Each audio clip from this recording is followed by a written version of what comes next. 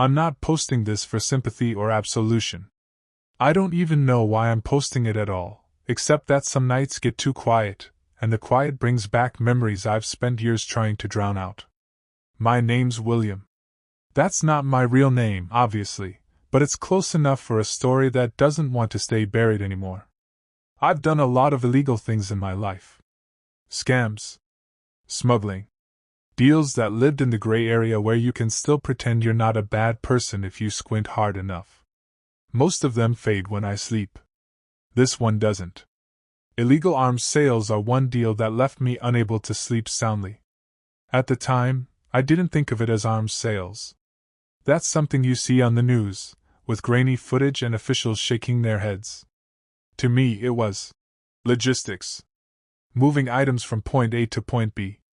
I told myself I wasn't pulling triggers, wasn't choosing targets, wasn't responsible for what happened after the handoff. I was broke, angry, and tired of watching other people get rich while I played by rules that never seemed to reward me. The circumstances mattered, at least to me. I'd just come off a business failure that wiped out my savings and most of my pride. I had contacts from previous ventures, guys who knew guys, people who spoke in half sentences and never wrote anything down. One of them floated the idea casually, like he was asking if I wanted to grab a beer. Short-term job, he said. Good money. No violence. I wanted to believe that last part more than anything. Looking back, that was the moment the line was crossed.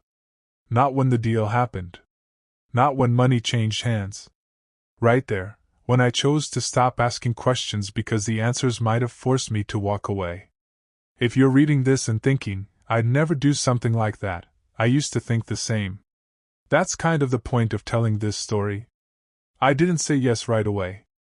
That's the lie people like me tell ourselves later, anyway, that we hesitated, that we wrestled with morality. The truth is uglier. I said. Let me think about it. Which is what you say when you already know the answer but want to feel like you had a choice. The money was the hook. It always is. Enough to reset my life, pay off debts, and buy back the illusion that I was still in control of my future. But the real motivator was pride. I was tired of being the guy who failed, the guy who almost made it. This deal felt like a shortcut back to relevance, to being someone people took seriously again. I started reframing it almost immediately. These weren't weapons, I told myself, they were items. I wasn't selling them. I was facilitating a transfer. I wasn't choosing who got hurt. I was just another cog in a machine that existed with or without me. If I walked away, someone else would step in.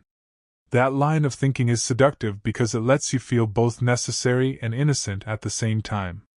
I asked questions, but only safe ones. Logistics. Timing.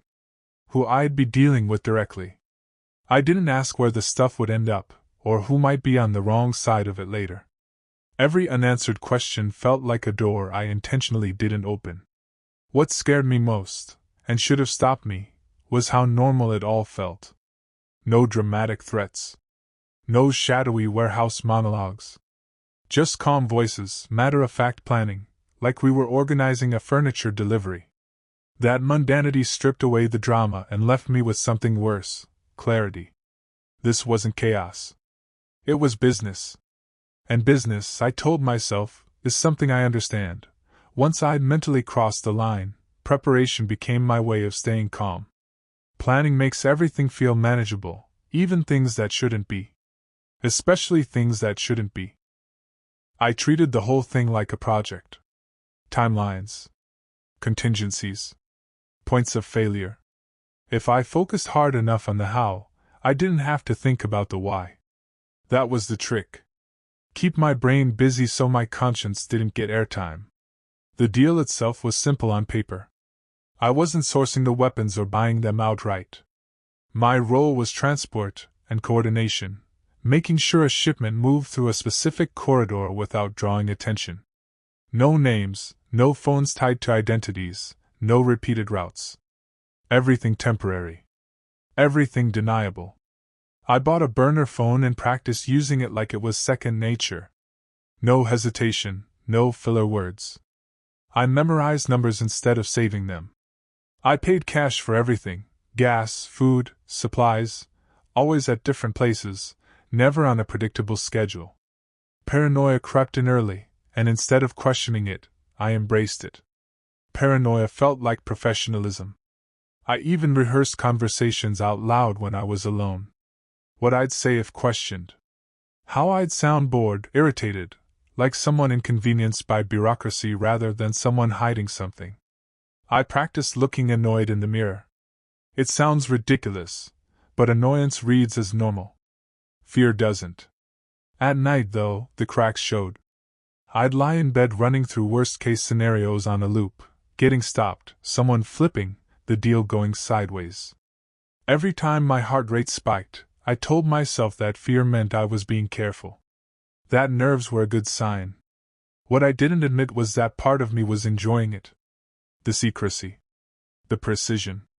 The feeling that I was stepping into a world most people never even glimpse. That I knew something dangerous and was trusted with it. That's how it gets you, not with brutality, but with significance. By the time everything was set, backing out no longer felt like a moral choice. It felt like failure. The night before everything went down, I barely slept.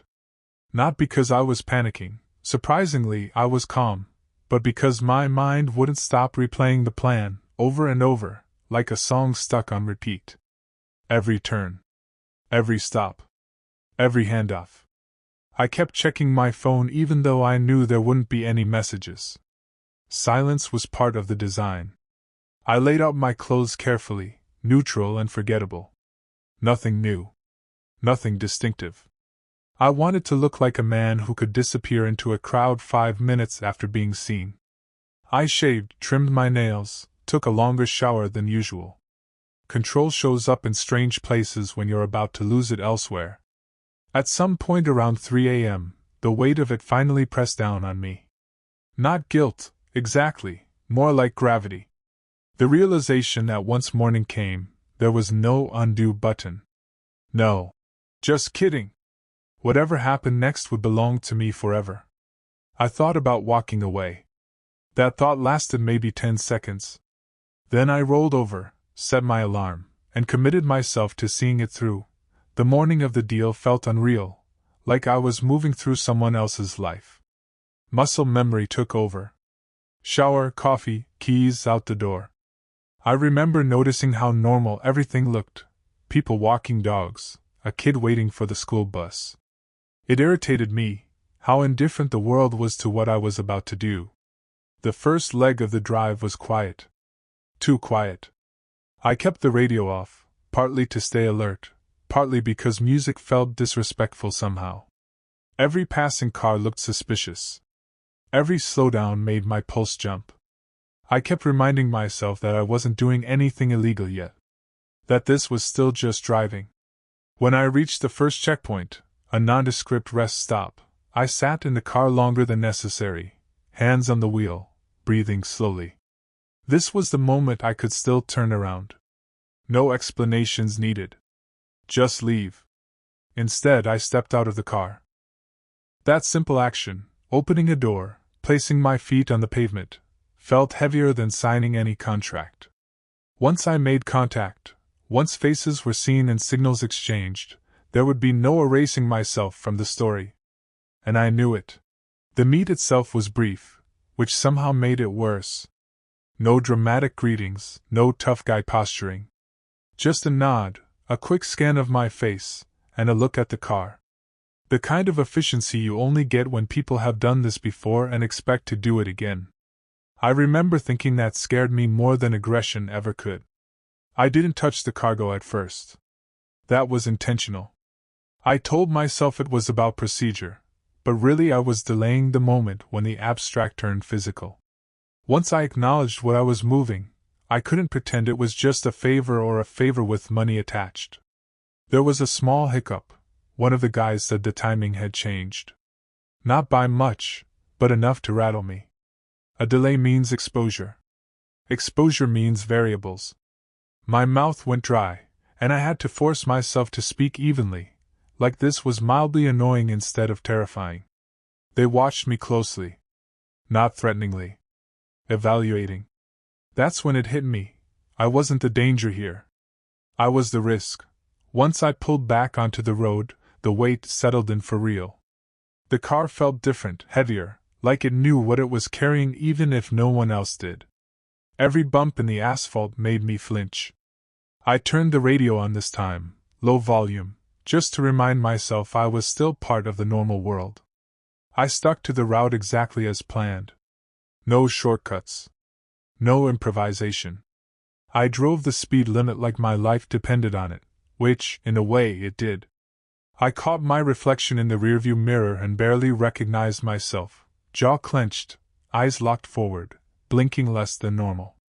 I looked like someone bracing for impact. About halfway through, a police car merged onto the road behind me. It didn't light me up. It didn't even get close. It just stayed there, distant but present, like a thought you can't shake. My heart was pounding so hard I worried it would be visible. I rehearsed explanations in my head, each one worse than the last. After a few miles, it exited. I didn't feel relief. Just exhaustion. The drop location was a warehouse that looked like it had given up on purpose. Faded paint, broken sign, the kind of place you'd pass 100 times without ever wondering what went on inside. I arrived 5 minutes early and hated myself for it. Early means waiting. Waiting means thinking. I parked where I'd been told and killed the engine. The sudden silence rang in my ears. My hands were shaking now, no point pretending otherwise. I sat on them until footsteps echoed nearby. 2 people this time, not the one I expected. That was problem number 1. They didn't introduce themselves. They didn't need to. One checked the surroundings while the other spoke to me, calm and efficient, like we were exchanging office supplies. No raised voices. No threats. Just instructions. When they opened the vehicle and confirmed the cargo, something inside me cracked. Seeing it, really seeing it, made every justification I'd built collapse at once. This wasn't hypothetical anymore. This was real, solid, irreversible. The exchange was quick. Cash changed hands. A nod. Then they were gone. I sat there afterward, engine still off, wondering how long it would take before this moment caught up with me. I didn't leave right away. I know that was stupid, but my body wouldn't cooperate. Adrenaline doesn't shut off cleanly, it lingers, buzzing under your skin, looking for somewhere to go. I finally started the car and pulled out, telling myself the hardest part was over. That's when my phone vibrated. Not the burner, the real one. For half a second, I considered throwing it out the window. Instead, I answered with a voice that didn't sound like mine. It was a friend, someone completely unrelated, asking about dinner plans like the world hadn't just tilted on its axis. I lied without thinking. The lie slid out smooth, practiced. That scared me more than the deal itself. A few miles later, I noticed a car that seemed to be sticking with me through turns it didn't need to make. Probably coincidence. That's what I told myself. Still, my shoulders tightened, and every mirror became a threat assessment. I made it home without incident. But the sense of being watched followed me inside, and it didn't leave when I locked the door. The days after were worse than the day itself. During the deal, everything had structure. Afterward, there was just empty space for my thoughts to roam. I jumped every time my phone rang. I replayed conversations, convinced I'd missed some sign that I'd screwed up. About a week later, the confrontation came, just not the one I expected. A family member noticed something was off. I was quieter, distracted, snapping at nothing. Over dinner, they asked if I was in trouble. The concern in their voice hit me harder than any threat could have. I almost confessed. Not the truth, obviously, but something. Instead, I spun a half-story about work stress and money problems. It was believable because parts of it were true. They nodded, reassured me, told me things would work out. I went to the bathroom afterward and stared at myself in the mirror. I just lied to someone who trusted me completely, and it felt effortless. That's when I realized the deal hadn't ended at the warehouse. It had followed me home. I started building a narrative for myself, something I could live with. I told myself the weapons would probably sit in a warehouse somewhere, moved again, resold, diluted into distance. I told myself I was a small link in a long chain, and small links don't carry moral weight. That story worked, for a while. Then the news started getting to me. I'd see headlines about violence in regions I recognized from conversations I pretended not to understand at the time. No proof. No names. Just enough overlap to make my stomach tighten. I couldn't say it was connected, but I couldn't say it wasn't either. Uncertainty is its own kind of punishment. Sleep got harder. When I did manage it, I dreamed in fragments, roads with no signs, faceless people arguing in languages I didn't know, my hands covered in something dark I couldn't wash off. I'd wake up convinced I heard my phone buzzing, only to find it silent. The money didn't help like I thought it would. I barely touched it. Spending it felt like admitting ownership of what I'd done. That's when the guilt stopped being abstract and started feeling personal. A month after the deal, I got pulled over. Routine traffic stop. Broken taillight, apparently. The kind of thing that happens every day to people who haven't moved anything worse than groceries. I pulled over calmly, hands visible, heart trying to break its way out of my ribs. The officer was polite. Almost friendly. Asked where I was headed, what I did for work. Normal questions that suddenly felt like traps. I answered without lying, which was a small mercy. I didn't trust myself to fabricate under pressure anymore. While he ran my license, I stared straight ahead and practiced breathing like I'd read somewhere once. For a few minutes, I was convinced this was it. That some thread I didn't know existed had been tugged, and everything was about to unravel. I imagined headlines, conversations, faces hardening when they learned who I really was. Then he came back, handed me a warning, and sent me on my way. I drove home shaking. That night, I realized fear had moved in permanently. Time passed. Weeks turned into months, and nothing happened. No knock on the door. No late-night calls. No consequences I could point to and say, that's it, that's my punishment. By every legal and practical definition, I'd gotten away with it. People congratulated me on getting back on my feet. My bank account stabilized. Life resumed its familiar rhythms. From the outside, I looked like a success story. That disconnect was almost worse than fear. It made me feel like I was living in someone else's body, wearing a mask I couldn't take off. I stopped talking about the future. Planning felt dishonest. How do you make long-term goals when part of you is waiting for the past to catch up? I kept imagining a delayed consequence, some ripple I'd never see coming. The worst part was realizing I could do it again. That the world hadn't ended. That no invisible line had appeared in the sky. The absence of punishment was a lesson in itself, and not a good one. That's when I understood how people slide from one crime into many. What changed me most wasn't fear or guilt on their own. It was the quiet acceptance that settled in after. I started noticing how easily I compartmentalized things. How I could laugh at a joke, make plans, show up for people, all while carrying something rotten inside and never letting it touch the surface. I tested myself in small ways. Watched crime documentaries. Read comment threads full of outrage and moral certainty. I agreed with them publicly. Privately, I wondered how many of those people would have made the same choices with the same pressure and incentives. That thought didn't comfort me. It disturbed me. I became more cautious, not more ethical. That's an important distinction. I avoided risks, not wrongdoing. I trusted fewer people, but not because I'd grown wiser, because I'd learned how fragile stories are. Sometimes I'd imagine telling the truth, just to see what it felt like. I never did. Confession sounds noble until you picture the damage spreading outward. In the silence, I realized the real cost wasn't what I'd done. It was who I'd trained myself to be. I don't know what people expect at the end of a confession. Redemption, maybe?